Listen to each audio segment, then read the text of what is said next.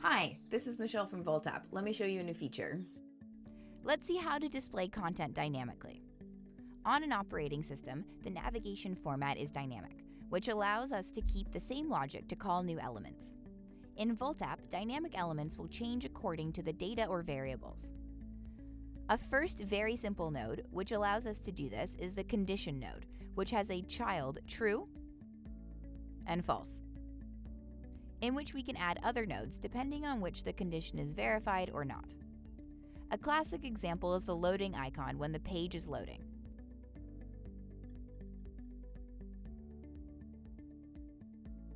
In false, let's create a text that will simulate the contents of the page.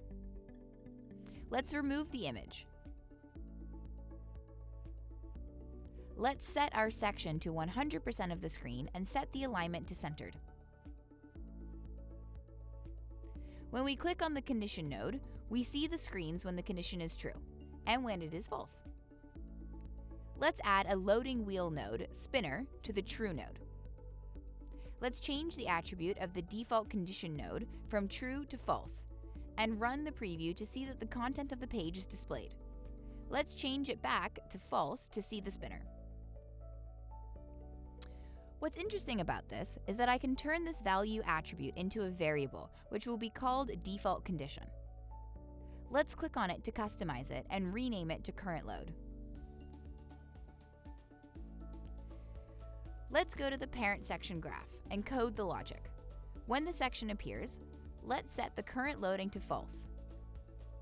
Then, let's make the flow wait for 2 seconds while we simulate our network request, for example. Then let's set the current loading to true. When we run the preview, we see that it doesn't work because I had left the default value of the variable to false. So we have to set it to true and invert the value of the last block.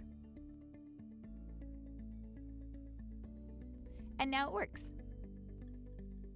The conditions can be useful in many cases, to alert that a user has not paid, for example.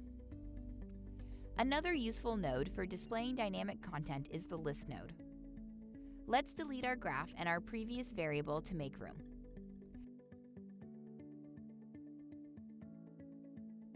Let's add in section, the list node, which automatically displays the item and empty nodes as children. If I click on item, I see a text displaying the 3 elements of a list. If I click on empty, I see what is displayed when the list is empty. Let's go to the list node. We see it in attributes, the pre-filled list composed of 3 text elements. If I click on preview, I see the list, but if I delete all the elements of the list and I click on preview again, I see the screen of the empty list.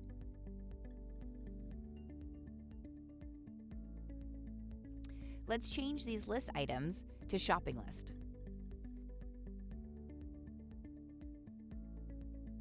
Let's customize the empty page of the list. For example, no ingredients in the shopping list.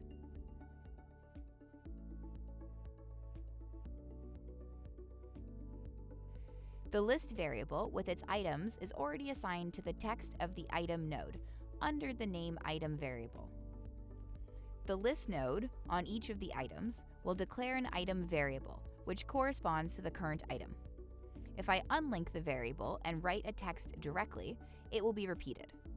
Also, if I add an icon node, I can adjust the alignment of the section and change the icon, etc. It is possible to associate to the attribute of the text of the item not only the variable item, but also the index, that is to say the order of the elements of the list, which starts at 0. Let's assign the variable item to get our ingredients. Let's try to associate a different color for the first item in the list. I start by unassigning the theme variable from the text formatting color. I turn it into a specific variable called color by default. Let's remove our useless icon. Let's create the following logic on the graph of item text. When the text appears, if, I will create a condition block.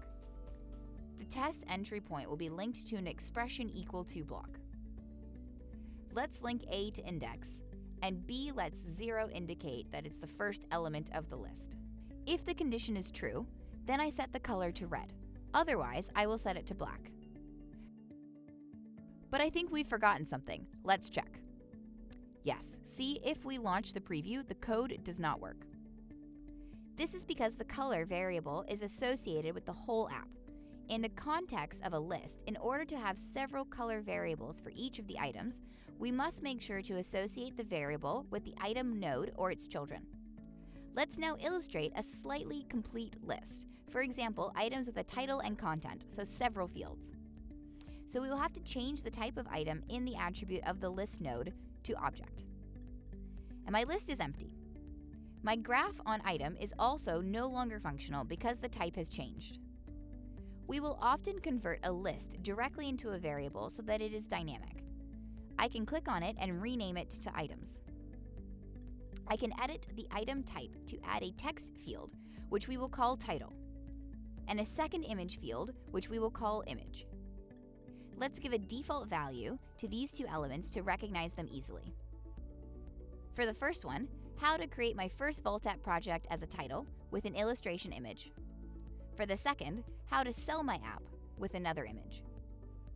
By going into the empty node, I customize it by indicating no items yet. Then, in the text node of item, there is nothing because the text value is empty. I could write something like article, but it would show me the same thing several times. Better to link the value of this text to one of the fields of the list variable items, which is called articles. We see the index and the title and field images. Why image when it is a file type? Because it is as we can see the URL of the image.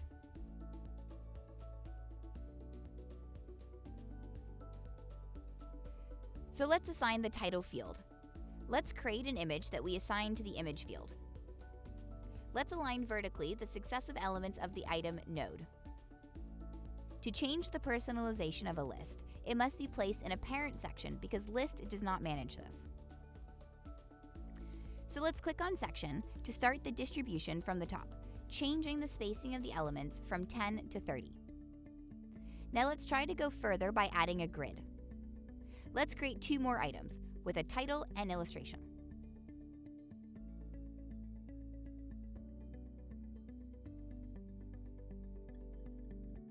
If we click on preview, each item takes up the whole space.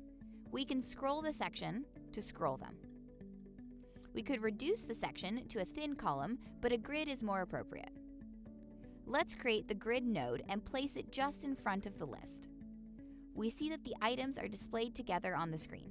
The grid allows you to change the number of columns depending on the size of the screen, so a phone screen will only display one column.